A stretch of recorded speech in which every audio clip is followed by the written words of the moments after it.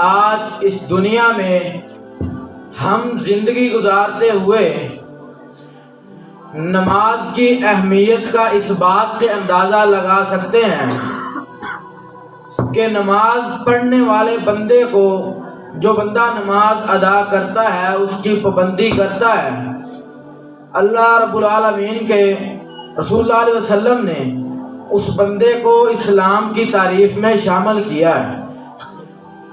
حضرات، اللہ رب العالمین نے نماز کو ہر شخص پر، ہر مسلمان بندے پر دن میں 5 مرتبہ فرض کیا ہے، اور اب جو بندہ اس نماز کو نبی علیہ الصلوۃ والسلام کے بتائے گئے طریقے پر اس نماز کو پڑھے گا، وہ بندہ کامیاب ہو جائے گا، قد افلح، فلاح پا جائے گا، کامران ہو جائے گا۔ اب جو بندہ رسول اللہ علیہ وسلم کے بتائے گئے طریقے پر نماز کو نہیں ادا کرتا، اپنی منمانی کرتا ہے، کبھی پڑھ لی کبھی نہ پڑھی اور اپنی مرضی سے پڑھی، تو اس بندے کی نماز اس کو قیامت کے دن نہیں کام آئے گی۔ رات قیامت کے دن جس چیز کا سب سے پہلے سوال ہوگا وہ نماز ہے۔ اللہ رب العالمین فرماتے ہیں قد افلح المؤمنون، کہ کامیاب ہو گئے، فلاح پا گئے جو اس دنیا میں رہتے ہوئے صالح اعمال کیے، نیکیاں کمائی، اچھے اعمال کیے، وہ کامیاب ہو گئے۔ الذین هم فی صلاتہم خاشعون، جنہوں نے نماز میں خشوع خضوع کو قائم کیا، اچھے طریقے سے نماز کو پڑھا، وہ کامیاب ہو گئے۔ حضرات، کل قیامت کا دن ہوگا، جس نے تو اس دنیا میں رہ کر اچھے اعمال کیے، نیکیاں کمائی، نیکیوں کا پلڑا بھاری ہو گیا، وہ جنت میں جائیں گے۔ اب رہا وہ بندہ جو اس دنیا میں رہ کر چغلی، غیبت، تکبر، اس جیسے فعلوں کو اس نے اپنے جسم کے اندر اپنا لیا، ان کو پکڑ لیا، اور اس بندے کو اللہ رب العالمین نے کل قیامت کا دن وہ جہنم میں جائے گا وہ بندہ۔ تو رسول اللہ علیہ وسلم نے فرمایا کہ اب جو جنتی ہیں وہ جہنمیوں کا سوال کریں گے ماں سالککم فی سقر، کون سی چیز تمہیں جہنم میں لے گئی، کیوں تم جہنم میں گئے؟ تو وہ آگے سے کہیں گے لم نکو من المصلین، ہم نماز نہیں پڑھتے تھے۔ رات رسول اللہ علیہ وسلم نے فرمایا کہ مومن اور کافر بندے کے درمیان اگر کسی چیز کا فرق ہے تو وہ نماز کا ہے۔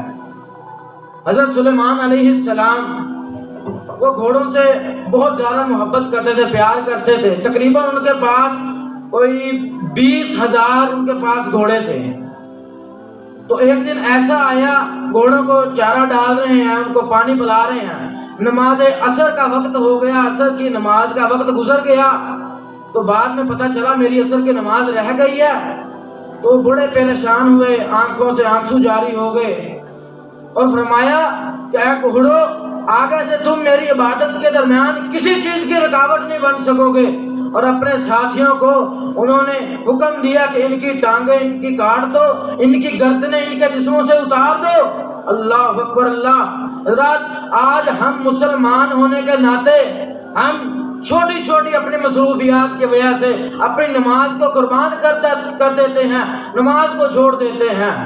رسول اللہ علیہ وسلم نے فرمایا الصلاۃ عماد الدین، نماز دین کا ستون ہے، جس نے اس نماز کو قائم کیا وہ بندہ کامیاب ہو گیا، اس نے دین کو پکڑا، اور جس نے اس نماز کو چھوڑ دیا، گرا دیا، اس نے دین کو گرا دیا۔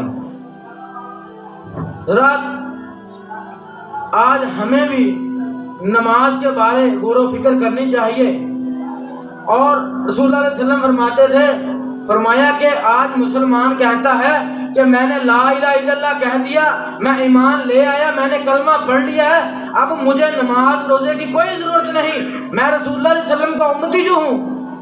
تو اگر یہ بندہ کسی کے ذہن میں خیال ہے تو وہ خیال نکال دے۔ رسول اللہ علیہ وسلم نے تو اپنی بیٹی فاطمہ سے کہہ دیا تھا کہ اے فاطمہ، اگر تو جنت میں جانا چاہتی ہے تو اس دنیا میں رہ کر اچھے اعمال کر، ذکر اذکار کر، نماز پڑھا کر، میں کل تمہارا باپ محمد تمہارے کام نہیں آؤں گا۔ ہم کون ہوتے ہیں؟ ہم کہتے ہیں کہ ہم رسول اللہ علیہ وسلم کے امتی ہیں، ہم تو جنتی ہیں۔ بہرحال ہمیں نماز کے بارے میں سوچنا چاہیے، نماز کو 5 وقت پڑھنا چاہیے۔